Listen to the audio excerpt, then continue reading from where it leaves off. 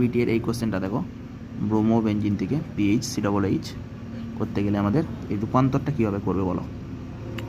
এই রূপান্তরটা কী করবে, bromo benzene to benzoic acid রূপান্তর কীভাবে করবে তাড়াতাড়ি বলো। দেখো আমি করে দিচ্ছি।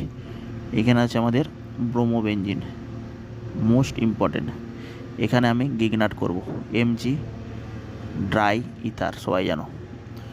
তাহলে গিগনাট মানে কি, এই বিয়ারটা কী হয়ে যায়, Mg বিয়ার হয়ে যাবে, আর Mg বিয়ার হয়ে গেল, আর Mg বিয়ার হয়ে গেল। এবারে এই CO2 যেহেতু আমাদের COOH আছে, কী আছে বলো, COOH, তাহলে এই কার্বন আর Mg বিয়ারের মাঝে আমি CO2কে নিয়ে আসবো। তাহলে এখানে ওই জন্য একটা রিয়েজেন্ট দিতে হয়, সলিড CO2। এই সলিড CO2 ল্যাবরেটরিতে তুমি খুব ইউজ হয়। এটা কী বলো তো, ইনকর্পোরেটেড রিঅ্যাকশনের মাধ্যমে এটা হচ্ছে RC Mg বিয়ার হয়ে যাবে। ঠিক আছে, এটা কি হয়ে যাবে, RC Mg বিয়ার।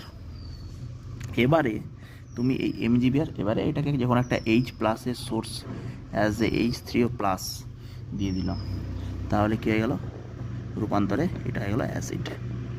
মোস্ট অ্যাপ্রোপ্রিয়েট আর লেস নাম্বার অফ স্টেপে এটাকে তুমি সহজেই করে দিতে পারলে।